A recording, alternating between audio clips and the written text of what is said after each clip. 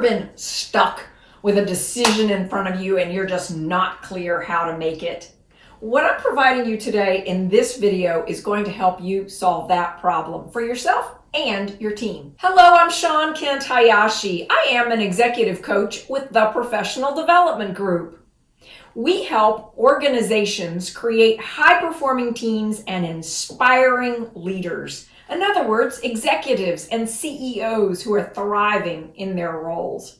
As CEOs and executive leaders, we need to be able to facilitate decision-making not only for ourselves, but also for our teams. In order to do that, we need a skill model, a map that enables us to make decisions effectively. And when we teach our team the same common language, we're able to move decisions forward much faster. Using this skill model that I'm going to teach you today will help your team become high performing. Think about a decision that you need to make, something that's facing you, where perhaps you need to decide in the next few days how you're going to move forward.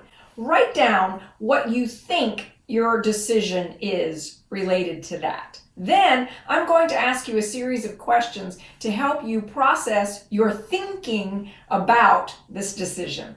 In a book titled The Yes or No Guide to Decision Making, Dr. Spencer Johnson outlines a series of questions that we can ask ourselves to make better decisions.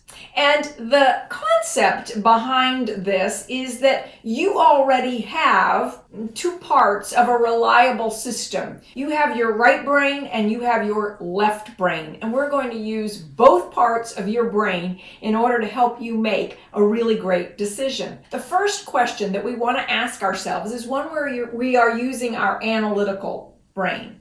So what is the real need?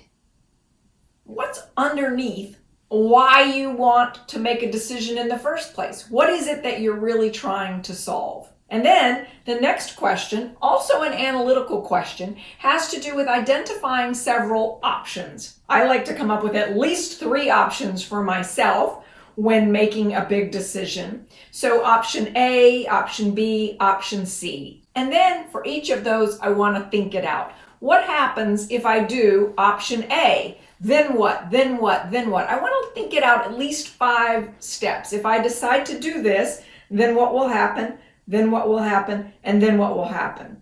And I'm going to do that for each of the 3 options. And again, this is using the analytical part of your mind to really think things through. So the analytical side of our brain is looking to see, am I meeting the real need? Am I informing myself of various options?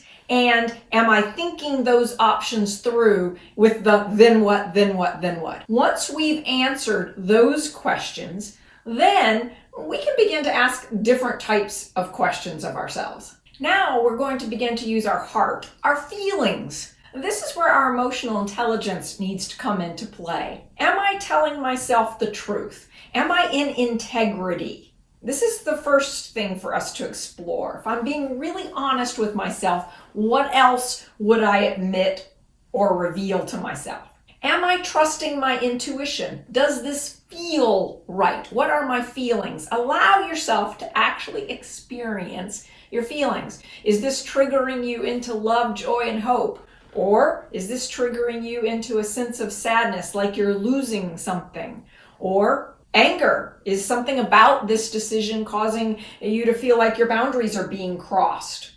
Or is there a sense of being afraid? Something is causing you to say, I need to stop, or I need to learn something new here in order to make the right decision.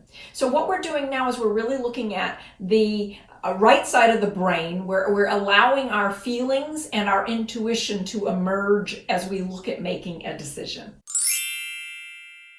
As a coach, I often help people to begin to identify the different types of decisions that they need to make.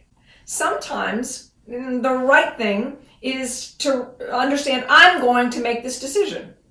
Or I might say, I'm going to make this decision after I have consulted with several other people. Or I'm going to delegate this decision to someone who owns the authority to make it. I'm going to delegate this decision to a team and ask them to come to me with recommendations. Or maybe I realize this issue that's in front of me actually is not mine to decide on. Someone else owns the authority to make the decision. So I need to get clear on who owns the right to make the decision based on what their accountabilities, their responsibilities are. It's very important to be clear about this when faced with an organizational decision. So in terms of the types of decisions, one type is I will decide. I will consult another individual and then I will decide. I will consult a group of people and then decide. Or it may be that I need to bring together a group of people and use a consensus model in order to decide, so that I'm hearing from each person before the decision is made. I also have to accept that there are times when the decision is not mine to make.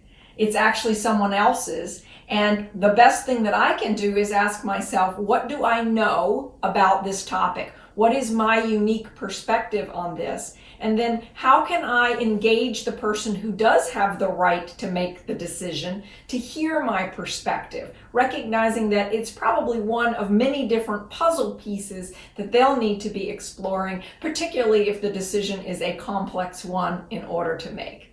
When I delegate decision-making authority to someone else, it's very important that I define clearly what the boundaries are, what the accountabilities and responsibilities are, and then allow that person to make the decision. So I've decided that I'm going to allow someone else to decide. So here's an activity to help you apply what we've been talking about. Over the next 30 days, I challenge you to begin to track the decisions that you make as well as the decisions that are made around you. Use your learning journal and write out what's the decision, how will you make it, and then use the questions to process yourself through.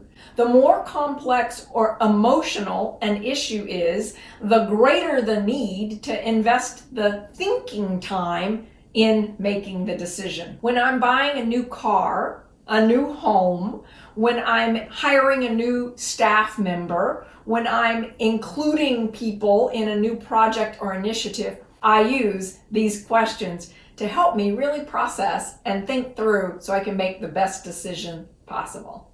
If you're looking for the opportunity to work with an executive coach, please reach out to me at the Professional Development Group. You'll find a link below. I'd be happy to hear about what's on your horizon and what are you wanting to create.